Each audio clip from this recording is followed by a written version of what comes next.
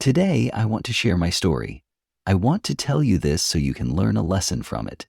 My name is Pastor Daniel, and I have always believed in life after death. I have preached about it, reassured grieving families that their loved ones had gone to a better place, and warned my congregation about the consequences of a life without repentance. But I never thought I would be the one standing at the threshold, staring into the unknown. I never thought I would die, leave my body behind, and witness something so terrifying that even now, the memory chills me to my core. The night it happened, the air was heavy with the weight of an oncoming storm.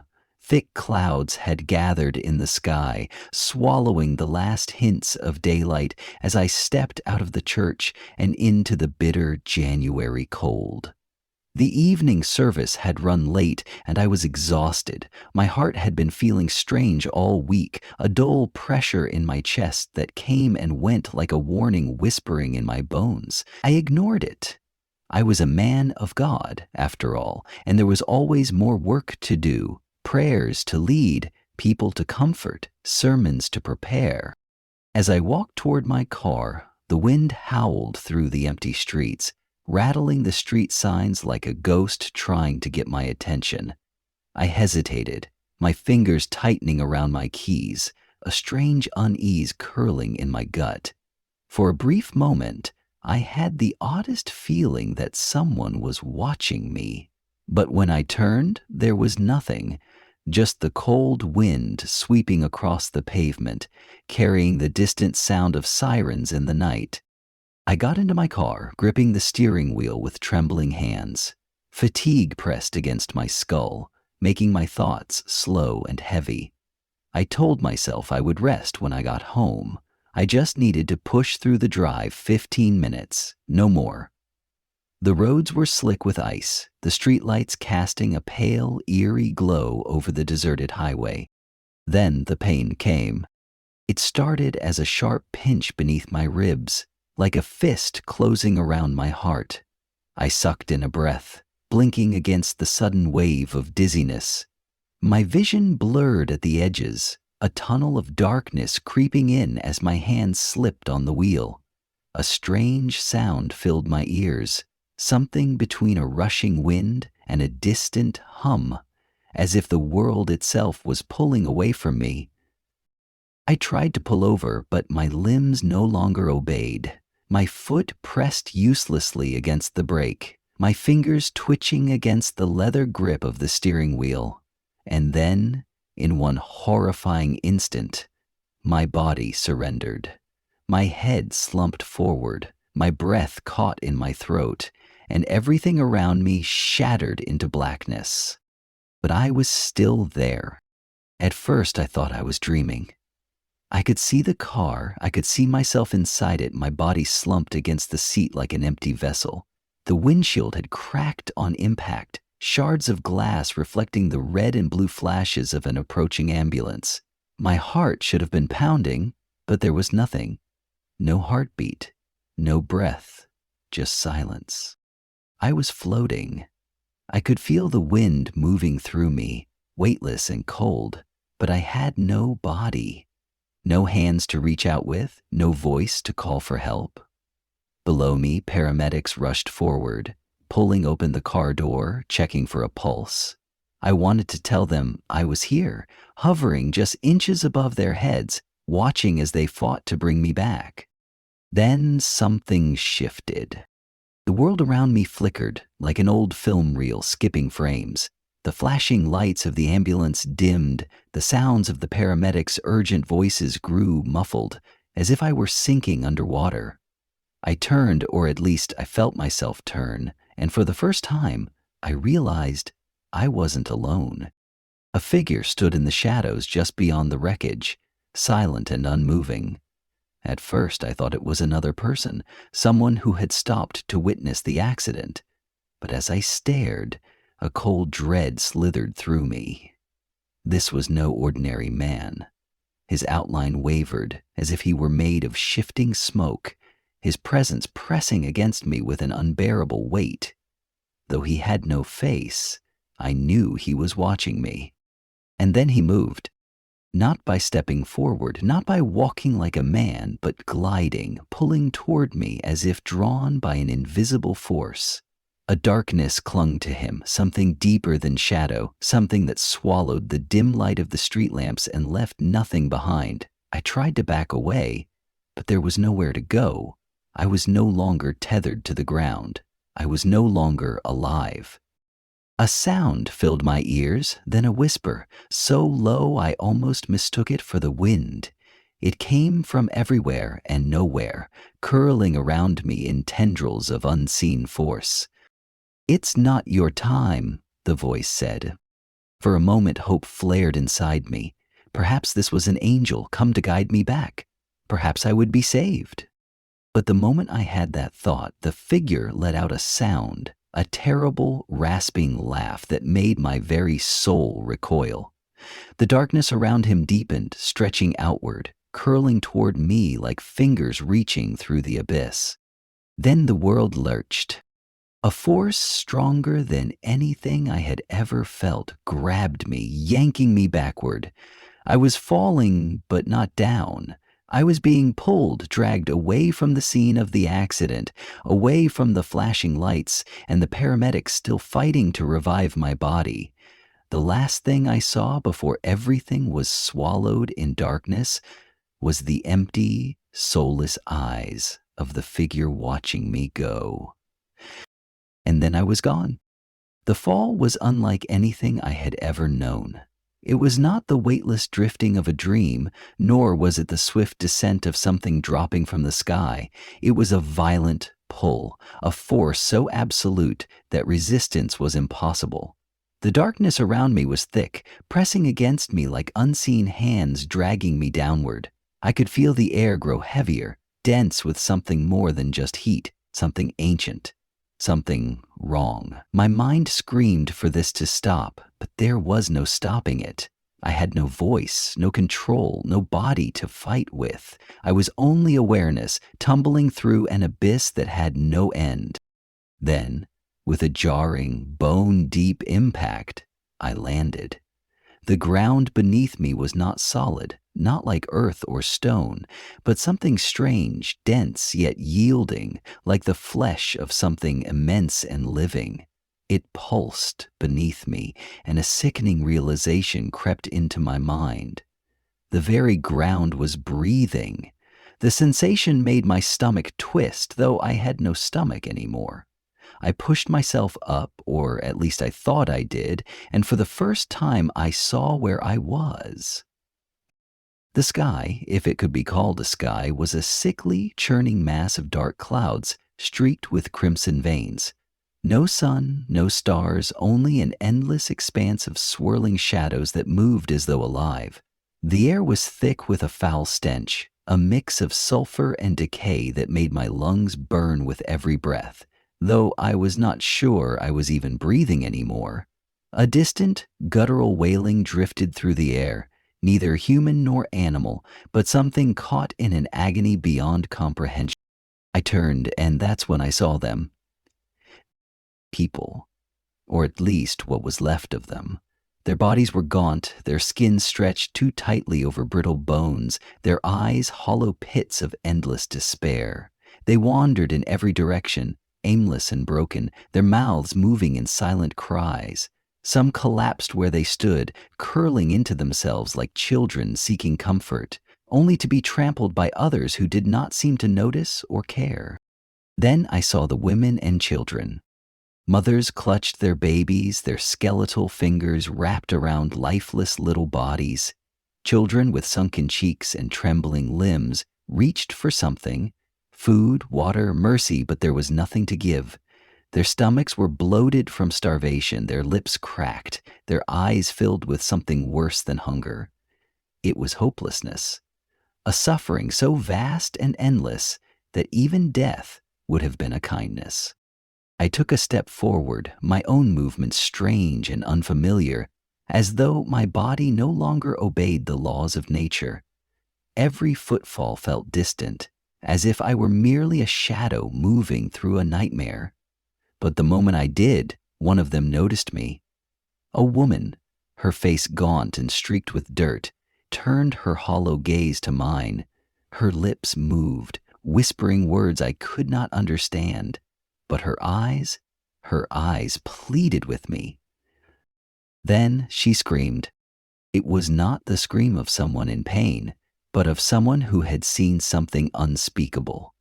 Others turned at the sound, their movements sluggish at first, but then quicker, almost frantic. They saw me, and then they ran. Not toward me, away from me. Terror rippled through the crowd like a shockwave. Men stumbled over one another, clawing at the ground in desperation to flee. Women scooped up their limp children and bolted in whatever direction they could. Their cries merged with the wailing in the distance, a chorus of suffering that rang through the air like a funeral dirge. I didn't understand. Why were they afraid of me? Then the ground beneath me quaked, a deep, guttural vibration that rattled my very soul. A shadow stretched across the land, swallowing the feeble light that barely illuminated this forsaken place. I turned, my breath catching in my throat. He stood there, towering over the ruins like a living nightmare. His form was cloaked in shifting darkness, his eyes burning embers set deep within a hollow, faceless void.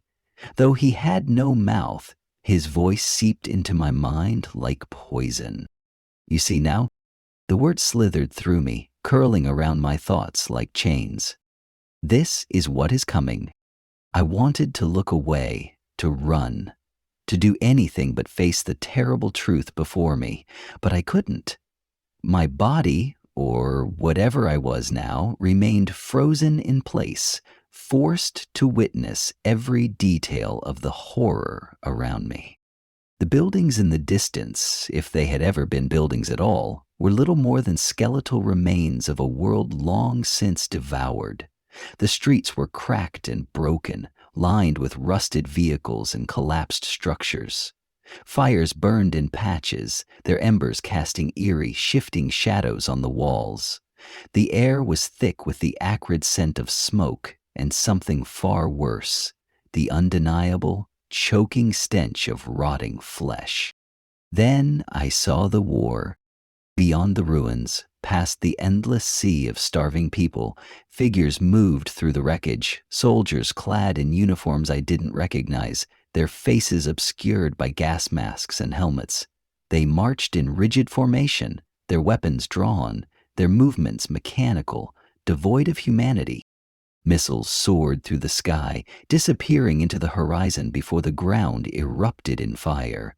Explosions sent shockwaves through the air, toppling what little remained standing. The sound of gunfire crackled like a relentless storm, drowning out the cries of those caught in the chaos. Blood soaked the streets, bodies littering the ground like discarded remnants of a world that had once thrived. I felt my soul tremble. Why are you showing me this? I forced the words from my thoughts, though I wasn't sure if I had truly spoken them. The figure in the darkness did not answer. Instead, he raised a hand, long, clawed fingers extending toward me, their tips dripping with an inky blackness that seemed to consume even the air around them. Because this is where they are going. A vision struck me, sudden and violent. Cities burning, countries torn apart. Mothers weeping over the bodies of their children. The sky filled with smoke, the earth split open with fire. A world consumed by war, by starvation, by suffering beyond comprehension. And then a final whisper, barely audible but filled with undeniable truth. Unless they turn back. The darkness surged forward, swallowing everything. I had no time to scream, no time to beg. And once again, I was falling. The fall was different this time. It was not the violent, chaotic descent I had felt before, not the sensation of being dragged into darkness against my will. This time, I was pulled upward, weightless, as though something unseen had wrapped itself around me and was lifting me from the depths. The darkness that had consumed me began to thin, its suffocating grip loosening, replaced by something lighter, something warm. It wasn't the blinding radiance of the sun, but a glow soft and golden, like the first light of dawn spilling over a quiet world. I felt the weight of despair peeling away, the visions of war and starvation fading from my mind like shadows retreating before the day. The air, if it could be called air, no longer smelled of sulfur and rot, but carried a scent I could not describe. It was not flowers or rain or anything of the earth, but a fragrance that stirred something deep in my soul, something ancient and pure.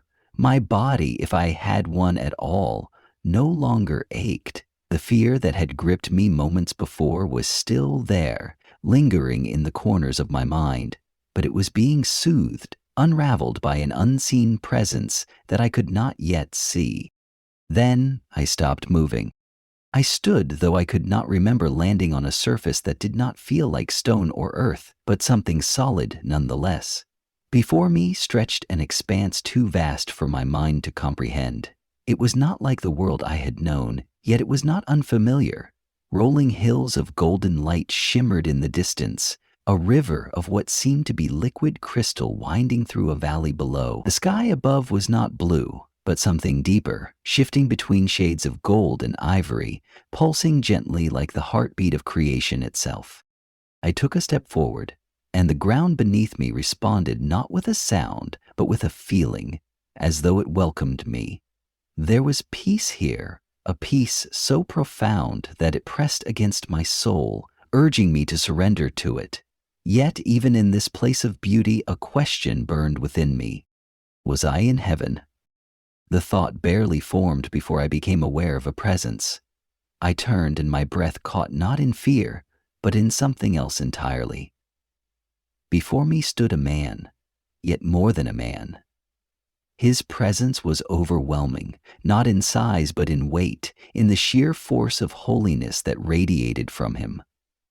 His robe shimmered with light, woven from something finer than silk, brighter than the sun, yet soft to behold. His face I cannot fully describe. His face, for it was not merely seen but felt, as though every feature carried a meaning beyond sight. His eyes met mine, and in them I saw everything. I fell to my knees.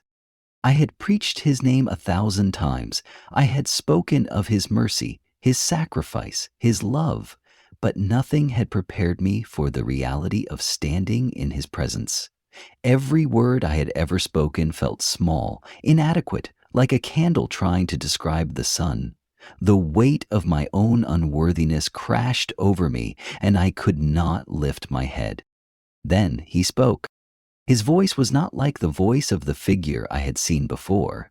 It was not a whisper crawling through the shadows, but a voice that resonated through every fiber of my being. It was gentle, yet powerful, filled with both sorrow and love, as though it carried the weight of eternity itself. You have seen? The words were simple, yet they carried a depth that shattered me.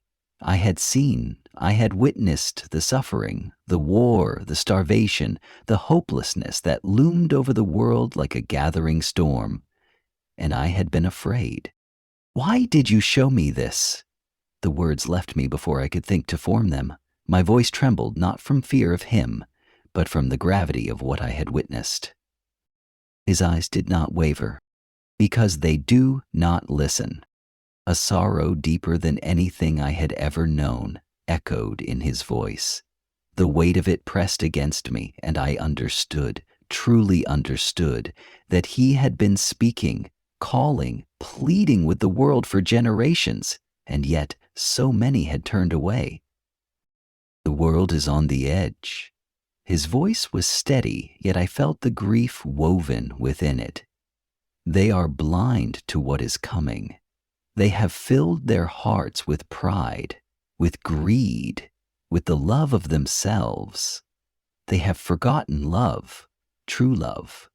They do not know me. I could not look away from him, though my soul trembled. I wanted to speak, to say something, anything, but what words could I offer?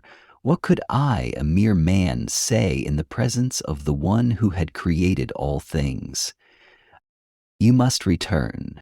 The words struck me like thunder. Return? Back to the world, back to the life I had left behind? I had seen the horror that awaited, the suffering that was coming. How could I go back, knowing what I now knew? How could I face the world again, knowing that so many would refuse to listen? Tell them, his voice was filled with urgency now, yet still steady. Tell them what you have seen. Tell them that time is short. Tell them that I am coming. The weight of his words settled deep into my soul. I knew without question that this was not a request. It was a calling, a command. But even as I accepted it, a fear crept into my heart. What if they do not believe me for the first time? His expression changed only slightly, yet enough for me to see the pain within it. Many will not. The truth of it settled over me like a shadow. But then, in the depths of that truth, he spoke once more, and his words were like light piercing through the darkness. But some will. A warmth spread through me, filling the hollow places within my spirit, the places where doubt and fear had taken root. I did not know how I would do it. I did not know what awaited me when I returned. But I knew one thing with certainty. I would go. His gaze held mine one final time, and in an instant, the light around me surged. A force unlike anything I had ever known wrapped around me, pulling me backward, lifting me, carrying me through space and time and existence itself. And then, with a gasp that burned my lungs, I woke up. A burning pain seared through my chest as I gasped for air, my lungs struggling to draw in breath as though they had forgotten how. The world around me was a blur of sound and motion, distant voices shouting, frantic hands pressing against me, but all of it felt unreal. My body was heavy, weighed down by something more than flesh and bone. It was as if I had returned from another world, carrying a burden too great to bear. I blinked, my vision swimming as the bright fluorescent lights above me stabbed into my skull like needles. The sterile scent of antiseptic filled my nostrils, mingling with the coppery tang of blood and the faint, lingering trace of something that did not belong to this world. Something holy, something terrifying. I was alive. The realization struck me like a thunderclap. I was back. The warmth of the divine presence that had surrounded me moments before was gone, replaced by the cold, clinical sterility of the hospital room. My skin prickled as if my soul had been poured back into a body that no longer fit. Every nerve screamed in protest, every heartbeat an unnatural thud against my ribs. My mind reeled, struggling to comprehend how I could possibly exist in this place again after what I had seen, after what I had felt. A sharp beeping filled the room, the rhythm of a heart monitor matching the frantic pounding in my chest. I turned my head slightly and a blurry figure came into view, a woman, her face streaked with tears, her hands trembling as they reached for me. My wife. Her fingers brushed against mine, warm, real, solid. The sensation was so startling that I almost pulled away. Had she always felt this fragile? This temporary? "Thank God," she whispered, her voice cracking. "You're back." The words sent a shudder through me, and I closed my eyes, overwhelmed. "You must return." The command echoed in my soul, not as a memory, but as a force still pressing against me. I had been sent back for a reason, but the weight of it was suffocating. My wife's grip tightened, as if she could sense the storm raging inside me, as if she feared I might slip away again. I wanted to speak, to tell her everything, but how could I? How could I put into words the horrors I had seen, the voice that had spoken to me, the war that was coming? How could I tell her that I had stood before Jesus himself, that he had shown me the suffering of the world, that he had sent me back to warn them all? The words felt too immense, too impossible. Even now, lying here, my heart hammering in my chest, it felt like a dream too vast to belong to reality. The door burst open and doctors flooded into the room, their faces tight with disbelief. Machines beeped, gloved hands pressed against my skin, questions fired at me in rapid succession. I barely heard them, Their voices were distant, hollow. They spoke of miracles, of how my heart had stopped for over 20 minutes, how they had tried everything and had nearly given up. They called it an impossibility. But I knew better. It was not medicine that had brought me back. I closed my eyes again, my mind drifting to the images still burned into my soul. The starving children, the crumbling cities, the fire raining from the sky. It was not just a vision of some distant possibility. It was happening even now, in small, scattered pieces across the earth. But soon it would spread like wildfire. I had seen it, the wailing of mothers clutching their lifeless children, the soulless march of soldiers through cities reduced to ash, the darkness swallowing the world as people turned away from the one who could save them. A sob broke from my throat, sudden and raw. The room fell silent. My wife's fingers gripped mine again, but I barely felt them. The grief, the urgency, the desperate need to tell them pressed down on me like a physical weight. I tried to sit up, but my body refused. Weakness spread through me like thick mud, my limbs useless against it. My throat burned with unspoken words, but I had no strength to force them out. How could I speak when my voice felt so small? The doctors continued their murmurs of astonishment, exchanging glances that carried unspoken questions. How was he alive? I knew they would never understand. They would try to explain it away, to fit it into the neat, predictable framework of science. But there was no scientific explanation for what had happened to me. There was only one truth. Jesus had sent me back, and I could not ignore his command. Time blurred. The hours stretched into an endless haze of whispered conversations, cautious glances, the rhythmic hum of machines reminding me that I still existed here, in this world, in this frail body that no longer felt like my own. But my mind was already elsewhere, racing ahead, trying to grasp the enormity of what lay before me. I had been given a message. I had seen the warning. I had to speak. But would they listen? Doubt clawed at me, insidious and sharp. People didn't want to believe in things they couldn't see, in things that shattered the comfortable illusion of their everyday lives. They would call me delusional, a man affected by trauma, grasping at visions to make sense of his brush with death. Even those who did believe might dismiss me, another voice among thousands claiming to have seen something beyond this world. But this wasn't about me. I opened my eyes, forcing myself to push past the exhaustion, past the fear. It did not matter if they believed me. It only mattered that they heard the truth, that they had a chance to turn back before it was too late. I turned my head toward my wife, my voice weak but certain. I have to tell them. Tears slipped down her cheeks, but she nodded.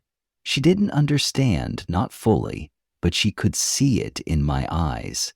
This was not something I could let go. Somewhere in the distance, the sound of sirens drifted through the night air, a reminder that the world outside was still turning, still oblivious to the storm on the horizon. But I had seen the coming darkness, and I would not stay silent. The weight of the message pressed against my chest, heavier than any burden I had ever carried. I could feel it in my bones, in the steady thrum of my pulse, in the way my breath caught each time I tried to put my thoughts into words. The world around me had not changed, but I had. I could no longer look at the passing of time as an endless stretch of days, nor could I see the comforts of this life as anything more than fleeting shadows. I had glimpsed what lay beyond, and now the urgency of it consumed me. The first time I tried to speak, my voice faltered. The words felt too large, too heavy, as if my human tongue was unworthy of carrying the weight of divine truth. My wife sat beside me, her eyes filled with a quiet knowing, her hands gripping mine as if to steady me. She did not rush me. Perhaps she sensed the battle waging within me, the fear of being dismissed, of being labeled a madman, of failing the task I had been given. When I finally spoke, the room seemed to shrink around me, closing in as if the very air was listening. I told her of the darkness, of the famine, of the war that I had seen tearing the world apart. I described the starving children, their hollow eyes staring at me like open graves, their fragile fingers reaching for help that would not come. I spoke of the wailing mothers, their cries lost beneath the deafening roar of war machines, of cities crumbling into dust, of a sky thick with the smoke of burning bodies. I told her of the shadows creeping over the earth, not just the darkness of war, but something deeper, something that fed on the sins of mankind, something ancient and hungry. Her fingers tightened around mine, and I could see the horror in her expression, the silent question in her eyes. Is it too late? I did not know how to answer. Days passed, though time felt different now, like an hourglass that had been shattered, the sand slipping through my fingers no matter how desperately I tried to hold on. The news spoke of conflicts rising, of food shortages, of nations teetering on the edge of collapse. The signs were there just as I had seen them, yet people continued as they always had, blind to the storm gathering above them. I spoke at my church, though my voice shook and my hands trembled. I told them what I had seen, of the warning that had been burned into my soul. Some listened with wide eyes, their breaths caught in their throats, the truth resonating deep within them like an echo from eternity. Others averted their gaze, shifting uncomfortably in their seats, unwilling to believe that the world they knew could unravel so quickly. A few whispered among themselves, skepticism thick in their voices. I could hear the doubt, the disbelief, the attempts to rationalize. Maybe I had been hallucinating. Maybe the trauma of dying had tricked my mind. Maybe I was exaggerating, twisting my experience into something it wasn't. I could see the way they wanted to explain it away, to keep their reality intact. It was easier to believe that I was mistaken than to accept the truth that the world was on the edge of something irreversible, that their time to turn back was running out. I wanted to shake them, to scream that I had been there, that I had stood in the presence of Christ himself, that I had seen his sorrow, his longing for them to wake up before it was too late. But I could not force them to see. I could only speak, only plant the seeds. Not all dismissed me. Some wept as I spoke, their hearts already stirring with the weight of conviction. Some reached out to me afterward, their hands shaking as they whispered that they had seen glimpses of the same things in their dreams, that they too had felt the unease pressing against their spirits, the feeling that something was coming. Still, there were those who scoffed. I heard the murmurs as I left the pulpit, the dismissive laughter, the shaking heads. I had expected it, but it did not lessen the sting. That night, I knelt beside my bed, my forehead pressed to the floor, my hands clutching the fabric of my sheets, as if I could grasp the certainty I so desperately needed. Lord, how do I make them listen? The silence stretched, vast and unbroken, but then, deep within me, past the fear, past the doubt, came a voice not with sound, but with certainty. Some will hear, some will turn back. That is why you were sent. It was enough. I rose the next morning with a renewed fire in my bones. I spoke again, not just in my church, but beyond it. I told my story wherever I was given the chance, to strangers, to old friends, to anyone whose eyes lingered on mine just a little too long, as if searching for something they could not name. Some still refused to believe, but some listened. The days passed, and I watched the world shift, watched the warnings I had been given unfold in real time. I saw the hunger growing, the wars creeping closer, the darkness stretching its fingers over nations that had once stood strong. I saw the signs, just as he had shown me. But I also saw those who heard the message, those who fell to their knees in prayer, those who sought forgiveness, those who turned their faces toward the light. And I knew then, without a doubt, that even if only one soul was saved, even if only one person turned back before the storm arrived, then my return had not been in vain. For the first time since I had awakened in that hospital bed, I felt peace. Not the fleeting, fragile peace of this world, but something deeper, something eternal. I had been sent back with a warning, and I had spoken. The rest was in God's hands.